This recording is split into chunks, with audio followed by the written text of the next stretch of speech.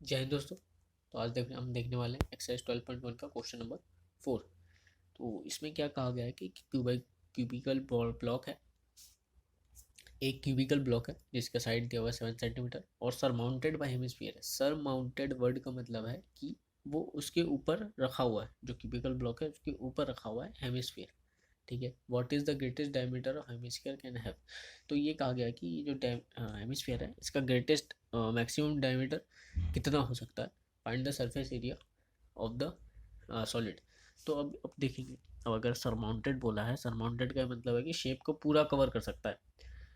Minimum तो छोटा सा भी रख सकता है, लेकिन शेप से जो है ऊपर वाली चीज़ बाहर नहीं जानी चाहिए। मतलब ऐसा नहीं होना चाहिए कि कुछ इस तरीके का हो जाए। ऐसा नहीं होना चाहिए कि क्यूब जो छोटा रह जाए और जो हेमिस्फीयर है वो बड़ा। अगर इसको फ्रंट व्यू से देखें तो ऐसा नहीं होना चाहिए। ओके, तो बाहर नहीं निकलना चाहिए। तो मैक्सिमम कितना होगा? मैक्सिमम जितना अगर ऊपर रखा हुआ है क्यूब के, तो मैक्सिमम कितना होगा इसका डायमीटर? इसका डायमीटर इसके साइड के बराबर ही होगा। इससे ज़्यादा हो सकता है क्या? इससे ज़्यादा नहीं हो सकता। इससे ज़्यादा तो बाहर निकल जाएगा, तो सरमाउंटेड नहीं कहलाया जाएगा। तब सरमाउंटेड मतलब मैक्सिमम उसके ऊपर तक ही कवर कर सकता है, उससे ज़्यादा कवर नहीं कर सकता। तो ये वाली चीज़ नहीं हो पाई। ओके, तो मैक्सिमम कितना डायमीटर हो सकता है इसका? 7 सेंटीमीटर के बराबर। तो मैक्सिमम जो डायमीटर होगा हेमिस्फीयर का वो किसके बराबर होगा? साइड ऑफ क्यूब के। तो मैक्सिमम डायमीटर ऑफ हेमिस्फीयर किसके बराबर होगा? साइड ऑफ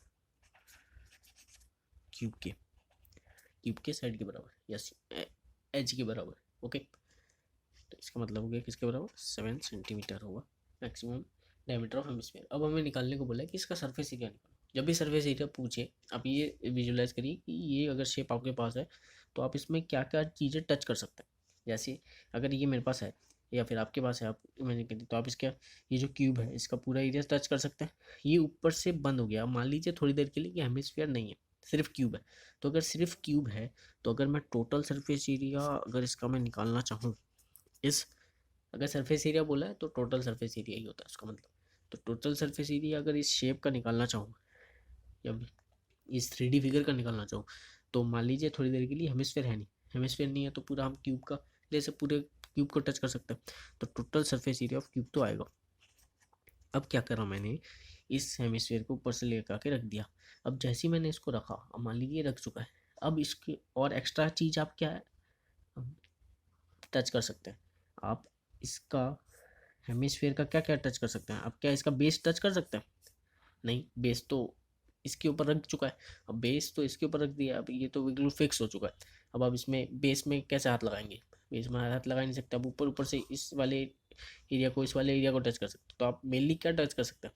हेमिस्फीयर का कर्व सरफेस एरिया टच कर सकते हैं, है कि नहीं? तो और एक्स्ट्रा क्या टच कर सकते हैं? Curve surface area of hemisphere. क्योंकि हमने इसको ऊपर से लेके आगे रखा है, तो नीचे वाला बेस तो फिक्स हो चुका है। किसके साथ?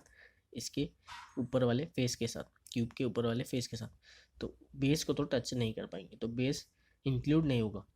हम सिर्फ किसको टच कर पाएंगे? कर्व सरफेस और हेमिस्फीयर को टच कर पाएंगे। ओके, अब क्या हुआ, इसने ये जो सर्कल का, सॉरी, ये जो हेमिस्फीयर का बेस है वो क्या है? सर्कुलर है।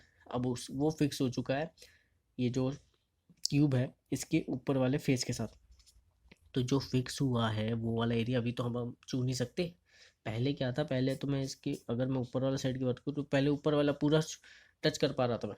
लेकिन अब क्या ऊपर वाला पूरा टच कर पाऊंगा? नहीं। कितना टच नहीं कर पाऊंगा? अगर मैं ऊपर से इसको देखूँ तो ऐसा एक सर्कल होगा जो कि कवर्ड हो चुका होगा। मैं इतने एरिया को ही टच कर सकता हूँ।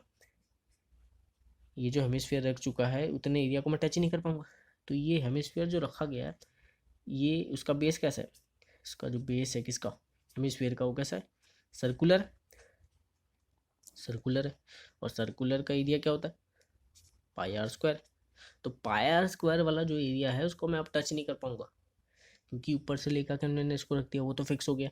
तो मैं बाहर की जो एरिया है, ये वाला जो एरिया है, इसको तो मैं टच कर सकता हूँ, इसमें कोई दिक्कत नहीं है। ये जो ब्लू वाला एरिया है इसको तो मैं टच कर पाऊंगा, ये वाला टच कर पाऊंगा। ये जो ये वाला एरिया है इसको मैं टच कर पाऊंगा। ये वाला एरिया, इसको पूरा टच मैं कर पाऊंगा, कोई दिक्कत की बात नहीं है। बस ऊपर में दिक्कत है। ऊपर में क्या दिक्कत है कि मैं जो सर्कल तो रख अब हेमिस्फीयर को तो रख चुके हैं, तो उसने तो एरिया कवर कर लिया सर्कल वाला बेस वाला, तो वो तो फिक्स हो चुका है। तो ये जो बेस एरिया अब मैं उसको टच नहीं कर सकता। तो बेस हेमिस्फीयर का भी टच नहीं कर सकते, और हेमिस्फीयर ने जिस जो एरिया घेरा है अपनी जगह जहाँ बनाई है उस जगह को भी टच नहीं कर पाओगे आप, जो उस जगह के अंदर आ गया। तो पाई आर स्क्वायर भी आप टच नहीं कर पाओगे, तो माइनस कर देंगे पाई आर स्क्वायर। तो इससे निकल जाएगा आपका टोटल सर्फेस क्यूब। तो क्या किया हमने, सबसे पहले हमने माना कि इसका क्यूब हो जाएगा, total surface area of cube. अब मान लीजिए फिर हमने लिखा के रख दिया हेमिस्फीयर को रख दिया। अब आप बताइए इसमें क्या क्या छू सकते हैं आप। इसका ये जो बाहर वाला एरिया है इसको छू सकते हैं, तो उसका क्या है, बाहर वाले एरिया को क्या कहते हैं, हेमिस्फीयर का कर्व सरफेस एरिया। ले इसका बेस छू सकते हैं, नहीं बेस तो फिक्स हो गया, तो बेस को नहीं छुपाएंगे। अब बेस को नहीं छुपाएंगे तो वो ऐड भी नहीं होगा। अब बेस ने क्या करा, जिस साइड फेस के ऊपर जाके बैठा उस फेस का एरिया भी घेर लिया इसने, तो वो जो एरिया घेरा है, जो सर्कुलर एरिया उसने घेरा है, उसको भी नहीं टच कर पाएंगे।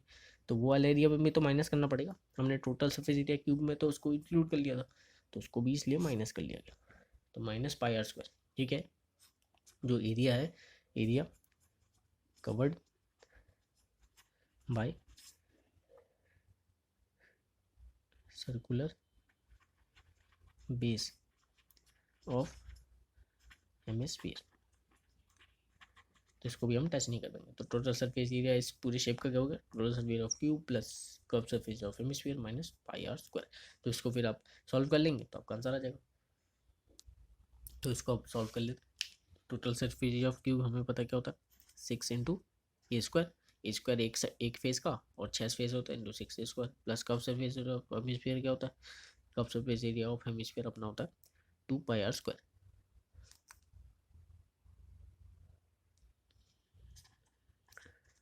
Minus pi r square. तो इसको अगर मैं लिख लूँ 6 a square, 2 pi r square में से पाई आर स्क्वायर हट गया तो बचा हमारे पास क्या, पाई आर स्क्वायर। ओके, अब वैल्यू डालते हैं, और कुछ सिंप्लीफाई नहीं हो सकता, वैल्यू डाल देते हैं। तो 6 × a² मतलब 7 है, तो 7 का स्क्वायर प्लस पाई की वैल्यू डाल दीजिए 22/7 इंटू रेडियस क्या है, रेडियस अगर इस ये जो हेमिस्फीयर है इसका डायमीटर क्या है, 7 है, मैक्सिमम डायमीटर भी हमने देखा 7 है, तो रेडियस क्या हो जाएगा 7/2। तो 7/2 और इसका स्क्वायर है तो 2 बार मल्टीप्लाई कर देंगे, 7/2 इंटू 7/2। अब यहाँ पर देखिए एक 7 से एक 7 कट गया, 2 11 से कट गया, तो हमारे पास बचा क्या, हमारे पास बचा 6 इंटू 7 का स्क्वायर 49 प्लस 11 इंटू 7 77/2। तो यहाँ से कितनी वैल्यू आ रही है, यहाँ से वैल्यू आ रही है 6 इंटू 49 हो जाएगा अपना 294 प्लस 77/2, 77/2 हो जाएगा अपना 38.5, और इनको ऐड कर देंगे अब, तो हमारा आ जाएगा 332.5 सेंटीमीटर स्क्वायर। ओके, तो ये मेन चीज़ आपको ये थी जो समझनी थी।